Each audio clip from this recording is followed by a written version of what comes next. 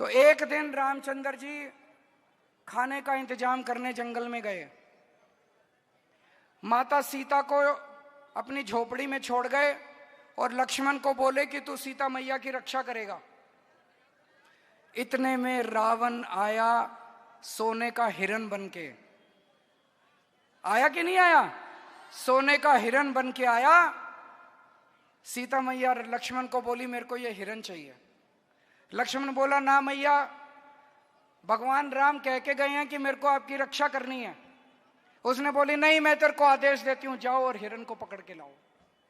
लक्ष्मण के पास चारा नहीं था। लक्ष्मण चला गया और वो रावण अपना वेश चेंज करके और सीता मैया का हरण करके ले गया। नमस्कार दोस्तों, आपने वीडियो सुना। इसमें महान हिंदू जो आजकल कट्टर हिंदू बन रहे हैं, केजरीवाल जी कह रहे हैं कि रावण सोने का हिरण बनकर आया। अब यहाँ से मेरे को एक बात समझ में आती है, आप आईआईटी से पढ़े हों या आप आईआईएम से पढ़े हों, आप कॉन्वेंट में पढ़े हों या अमेरिका में पढ़े हों, एक बात साफ है, आपके घर पे जो नानी दादी माता जी है ना, उन्होंने या तो आपको कभी रामायण महाभारत के चरित्रों के विषय में कुछ नहीं बताया, या फिर उन्होंने बताया तो आप शायद मदर टेरेसा की गोद में बैठे हुए थे। सीधे सीधे शब्दों में बोल रहा हूँ, ये वही व्यक्ति है जिसने शुरुआत की थी स्वास्तिक के पीछे झाड़ू लेके भागते हुए, हनुमान जी की पूंछ में आग लगाते हुए, ऐसे ऐसे पोस्ट डाले थे। और आज ये खुले में बोल रहा है कि रावण सोने का हिरण बन के आया और कोई व्यक्ति भीड़ में से टोक नहीं रहा। ये धूर्त कपटी, क्या आपको लग रहा है ये जानबूझ करके ऐसा कर रहा है या फिर ये इसको सही में नहीं पता? मुद्दा छोटा सा ये है, इसे पता है मैं जिनके मुंह पर चांदी के सिक्के मार रहा हूं ना, उनकी औकात नहीं है मेरे से सवाल करे। मीडिया का कोई आदमी सवाल नहीं करेगा, और जो झाड़ू लगा के मोर बने हुए हैं ना, वो कुछ नहीं बोलेंगे। क्यों बोलेंगे? तो उनको पार्टी से निकाल के ये फेंक देगा।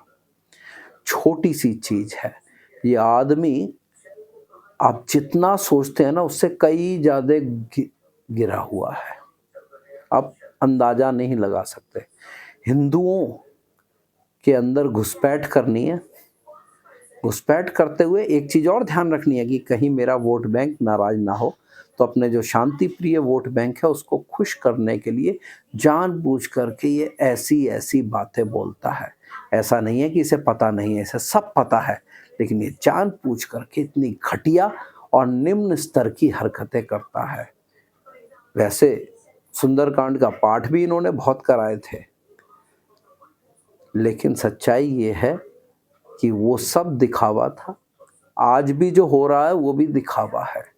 सवाल कोई पूछेगा नहीं, जवाब ये देगा नहीं, धर्म का मजाक उड़ा रहा है। किसी और किताब में, धार्मिक किताब में किसी भी बात को मोड़ तरोड़ करके घुमा करके बोल के दिखाए, उसका परिणाम क्या होता है सब जानते हैं। लेकिन क्योंकि हिंदू सनातनी कोई ध्यान नहीं देता इन सब चीजों पे, इसलिए ये कुछ भी बोल देता है। इससे ज्यादा घटिया गिरा हुआ आदमी भारत के राजनीतिक इतिहास में नहीं मिलेगा। और इसका इतिहास तो मात्र 11-12 सालों का है, ज्यादा लंबा चौड़ा नहीं है। और जितनी गिरावट इस आदमी में आई है, जितनी गिरावट इस आदमी में आई है, जितनी जल्दी आई है, भारत के राजनीतिक इतिहास में किसी पार्टी की नहीं आई। आपको सोचना है, और जितनी जल्दी आप समझ लेंगे ना उतना अच्छा है, जितनी जल्दी समझ लेंगे, क्योंकि ये आदमी ठीक नहीं है। जय श्री राम।